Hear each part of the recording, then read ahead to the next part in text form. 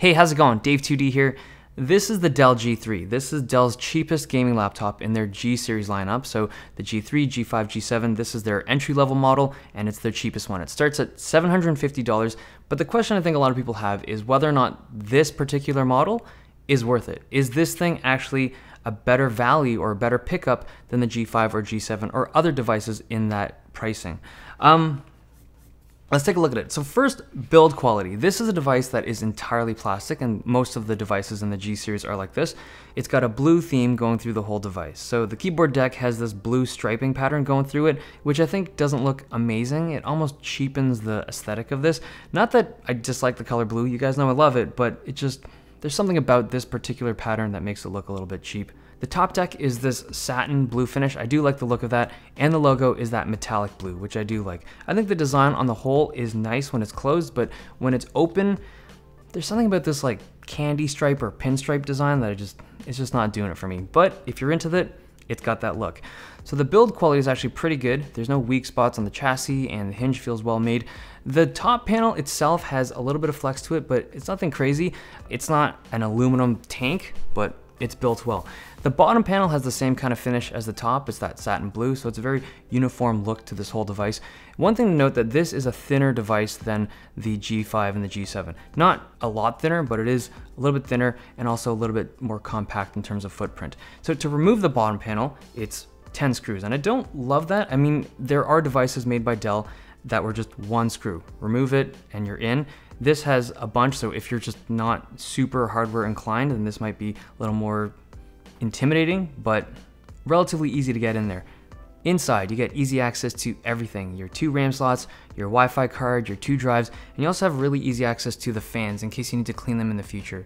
The Wi-Fi card is actually slower than I was hoping. This is actually one of the slowest Wi-Fi cards I've used in a while. It's not a huge problem because you can easily find replacements, like really good ones for like 15, 20 bucks on eBay, so it's not a huge problem, but the one that they include for stock is not great. The battery, 56 watt hours, not a particularly big one, around 4.5 hours of regular use. You're gonna have to bring a charger if you're gonna bring this thing to class for a full day. Okay, ports on this thing. Depending on the unit that you have, you may or may not get USB-C. So the higher spec models with the 1060 Max Q will get a Thunderbolt 3 port, but the lower spec models don't. You also get an Ethernet port and an SD card slot. It's got a fair selection of ports, but on the base models, because it doesn't have USB-C in 2018, that's a bit of a minus for me, but I don't know, 750 bucks, that's what you get. The speakers are located on the front or the bottom front. They're okay. They're not amazing. Laptop speakers, very generic sound, but I can't say I'm too disappointed. All right, opening up the lid, we have a mediocre screen. Again, at $750, I'm not expecting too much, but this screen is not particularly bright, not particularly color accurate, but I'm comfortable playing games on it. The keyboard, it's a good layout. I actually really like this keyboard. I would say that this is its biggest strength, and I think this is a keyboard that a lot of people will like. The trackpad uses Windows precision drivers. Good tracking. The surface is, it's not my favorite. It's like a textured plastic. It's got this wobble or play on the trackpad, which is a little bit weird. Button mechanism is also just okay because of that wobble.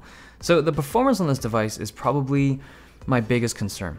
This is a model that's running the 1050 Ti. It's not their most powerful configuration, and the thermals are hot. It doesn't throttle, and the fan noise isn't too loud or anything, but I do wish that the temperatures were a little bit lower. Now you could repaste this, you could undervolt it, but at stock, I don't love those temperatures, and this is the reason why I don't think that this particular device is worth the savings compared to a G5 or G7, because if you pick up something like the G7, you're just gonna get better thermals. Performance is gonna be very similar, if not identical, but I don't like the fact that the temperatures are running so hot.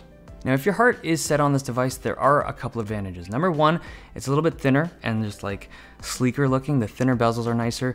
And I also think that the device is less flashy looking. So if you're bringing this to work and you don't want it to stand out as like a gaming device, this kind of fits the bill better.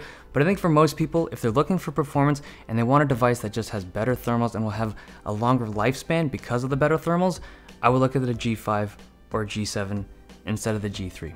Okay, I hope you guys enjoyed this video. Thumbs if you liked it, subs if you loved it. I'll see you guys next time.